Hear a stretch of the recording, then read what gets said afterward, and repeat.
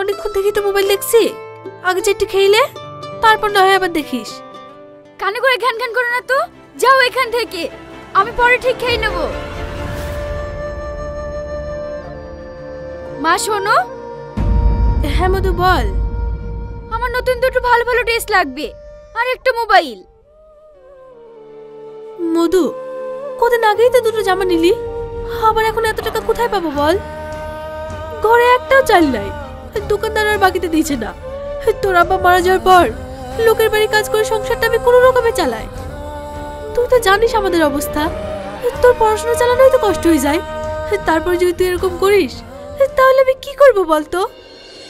সব বান্ধবীদের হাতে নতুন নতুন ফোন আর গায়ে ব্র্যান্ডেড ড্রেস, আর আমি এভাবে গেলে আমার মান সম্মান থাকবে? আমি সব বুঝতে পারছি মধু তোর কষ্ট, কিন্তু আমাদের যে অবস্থা তাতে তো খাওয়া দাওয়া ঠিক মতো জোটে না। আমি তোকে সব কিনে দিতে পারবো না। পারবে না তো জন্ম দিয়েছিল কেন?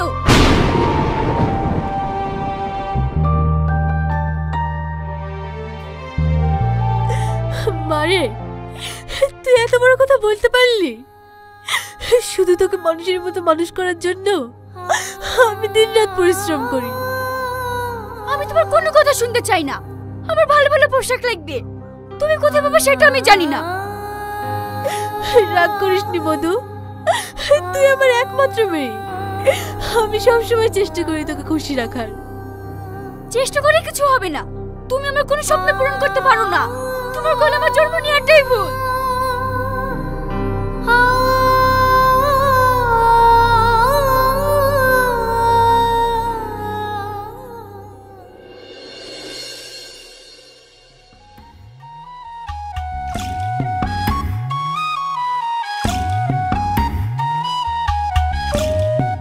শ্রাবণী, স্যার পড়াচ্ছি আর তুই ক্লাসের মধ্যে ফোন দেখছিস কেন? চুপ কর তো, আমার যা ইচ্ছা তাই করব। ক্লাসের মধ্যে এত জোরে কথা কে বলছে? এই শ্রাবণী, তুমি ক্লাসের মধ্যে ফোন দেখছো কেন? রাখো ফোনটা। Sorry sir. ঠিক আছে বসো। দেখলি তো, বললাম না তোকে ফোনটা বন্ধ কর, শুনলে তো স্যারের কাছে বকা। বাদ দে তো। শ্রাবণী, তুমি এতটা নোংরা, একজন শিক্ষকের কথা অমান্য করছো। আমি চাই না তোমার জন্য আরো স্টুডেন্টের অসুবিধা হোক। বেরিয়ে যাও এখান থেকে, গেট আউট।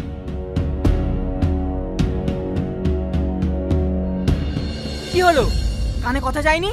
যাও বলছি।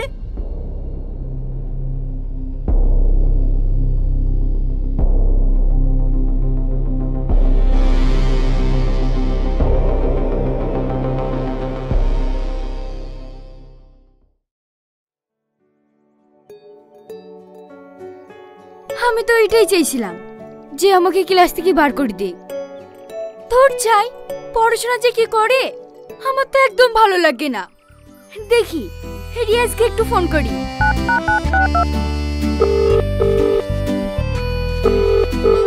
হ্যালো রিয়াজ, কি করছো এখন? এই তো ডার্লিং, তোমার কথাই ভাবছিলাম আর তুমি ফোন করলে। ও তাই? এই শোনো না, আজকে কলেজটা একটু তাড়াতাড়ি ছুটি দিয়ে দিয়েছে, তাই ভাবলাম তোমার সাথে একটু দেখা করব।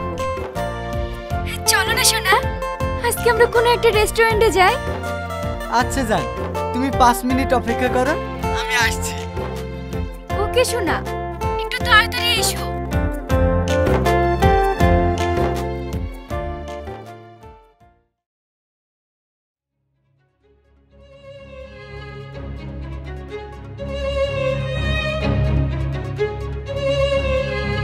শ্রাবণী, মারে একটু পানি দে না, ওষুধটা খাই। আমাকে এখন হুকুম টুকুম করো না তো, আমি এখন বই পড়ছি। পড়তে বসেও শান্তি নাই, সবসময় ডিস্টার্ব, আর ভাল লাগে না। এভাবে বলছি কেন?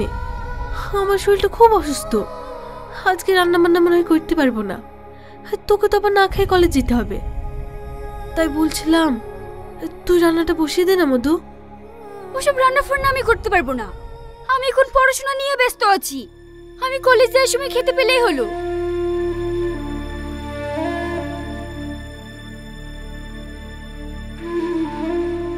জোরে আমার গা পড়ে যাইছে, মেয়েটা যদি কিছু না খেয়ে কলেজ যায় তাহলে আবার ও অসুস্থ হয়ে পড়বে। এদিকে আমার শরীরটা ভালো নেই, আমি যে কি করি।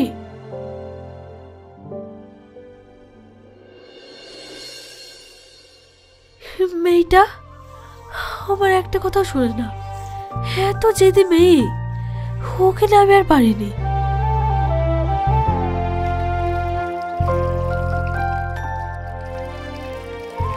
আজ আর বেশি কিছু করতে পারছি না, শুধু আলু ছানা আর ডিম ভাজি ভাত করি।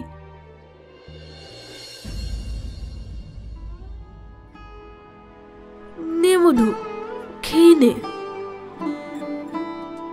মা, তুমি আমার জন্য আলু সোনা ডিম ভাজি দিয়ে ভাত নিয়ে এসেছো। তুমি জানো না আমি মাছ মাংস না হলে ভাত খেতে পারি না। মধু, আমি তো তোকে আগেই বললাম আমি অসুস্থ, রান্না করতে পারবো না। তাও আমি কষ্ট করে রান্না করে এনেছি, শুধু তুই না খেয়ে কলেজ যাবি বলি। তুমি সবসময় এমনই করো। তুই আজকে কষ্ট করে এগুলোতে খেলে মধু, জেদ করিস নি। লে মালে খেলে। ঠিক আছে ঠিক আছে, তুমি এখন যাও, আমি পরে ঠিক খেয়ে নেব।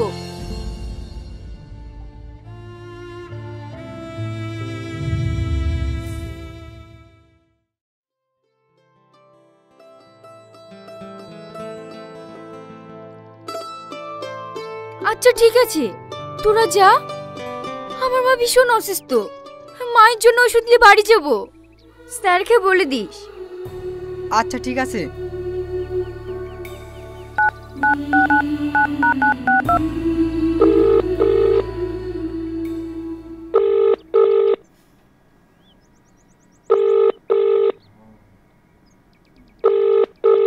হ্যালো রিয়াজ, তুমি এখন কোথায় আছো?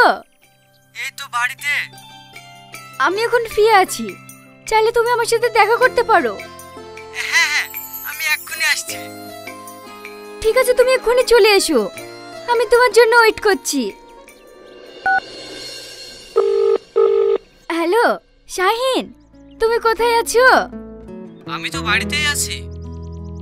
রিয়াজ আসছে, তুমিও এসো আমাদের কলেজের সামনে, আমরা সবাই মিলে আড্ডা দেব। আচ্ছা ঠিক আছে, আসছি।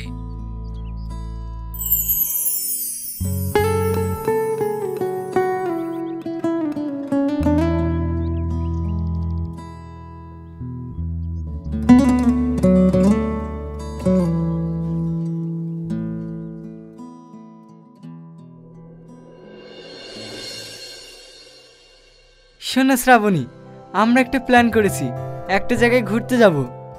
কোথায়? শহরের বাইরে, নদীর ধারে সুন্দর এক জায়গা। ওখানে কেউ থাকবে না, থাকবো তুমি আর আমি। অত দূর আমি যাব না। কেন? এখন এনজয় করবে না তো কবে এনজয় করবে? না ভয় করছো? ভয় না, আসলে আমি দূরে যাইনি তো তাই। আরে যাব না বললে হয়, আমরা সবাই যাব। তুমি তো বলেছিলে যে কলেজে সব সময় ভালো লাগে না, বিরক্ত ফিল করো, তাই একটু দূরে ট্যুর করলাম, যাতে আমার ডার্লিং এর মনটা ভালো হয়ে যায়। কি বলিস শাহিন? একদম ঠিক বলেছিস ভাই। আরে ছাড় তো, বেশি দেরি না করে কালকেই বেরিয়ে পড়ি। এটাই ছাপুনি সেরা দিন হতে পারে, কি বলিস ভাই? কি হলো শ্রাবণী, কিছু বলো। আচ্ছা ঠিক আছে, তাই চলো। আজ তাহলে উঠি, অনেকক্ষণ হলো কলেজ ছুটি হয়ে গেছে, নাহলে মা আবার চিন্তা করবে। বাই। আচ্ছা যাও, আবার কাল সকালে দেখা হবে। বাই।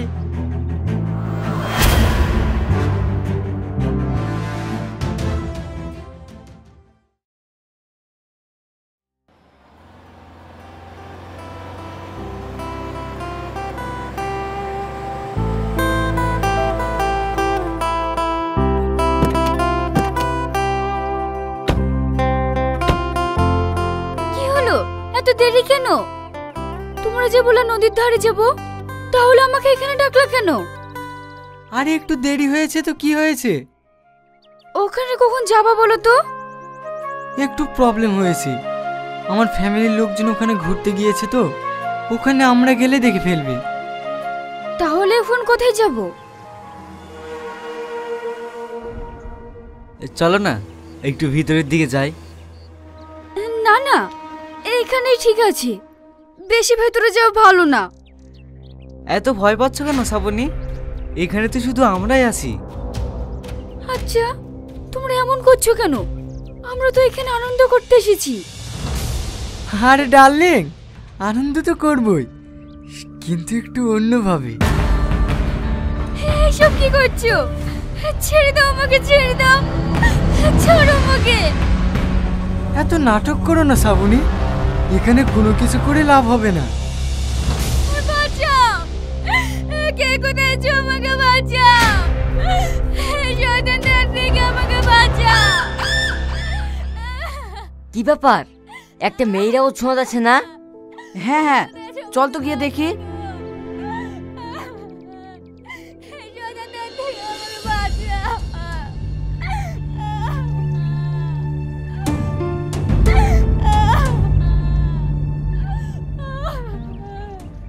এ কি সারো মেয়েটাকে, তোমরা কি পাগল হয়ে গেছো নাকি?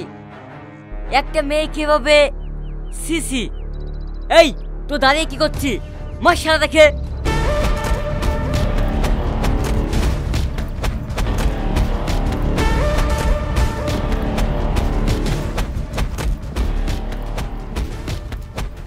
এই থাক থাক, এভাবে মারিস না, ওরা এভাবে মারলে মরে যাবে। ছেড়ে দে, শিক্ষা হলে এটাই হবে। এই, তোদের কোনো মাপন নেই? ছি ছি।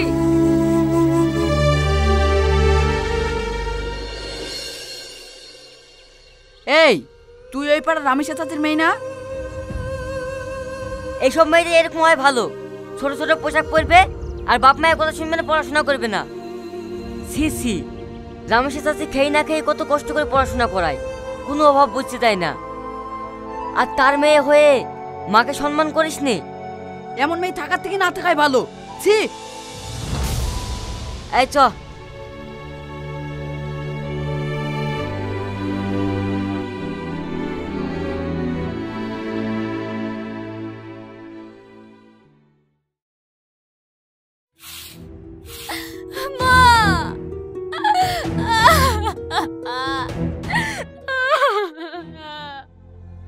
কি হলো রে মধু, তুই এভাবে কাঁদছি কেন? আর এতক্ষণ তুই কোথায় ছিলি? আর তোকে যে আমি সারা পাড়া খুঁজে পেলাম না। মা, তুমি আমাকে ক্ষমা করে দাও। আজকে কি যা আমি করেছি, এর জন্য আমি লজ্জিত। কেন রে মা, কি হয়েছে? মা গো, আমি তোমার কোনো কথা শুনিনি। তুমি যতবার বারণ করেছো, আমি তোমার কথা এড়িয়ে চলেছি।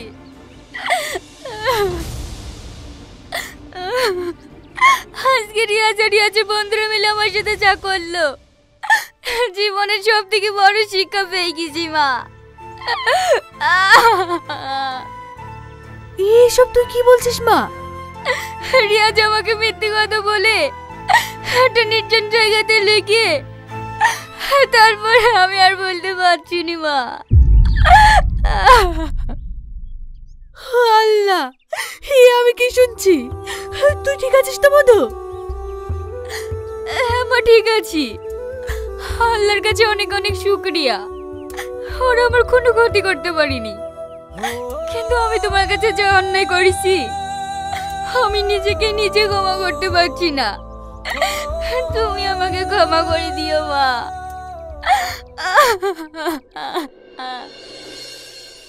চুপ কর রে মা, সন্তানরা তো ভুল করবেই, তাই বলে মা কি কখনো সন্তানের উপর রাগ করে থাকে? তুই যে তোর ভুলটা বুঝতে পেরেছি, এতে আমি অনেক খুশি। মা, আমি তোমাকে ভীষণ কষ্ট দিয়েছি, আমি আর জীবনে এমন ভুল করব না। আয় মধু, আমার বুকে আয়। মা,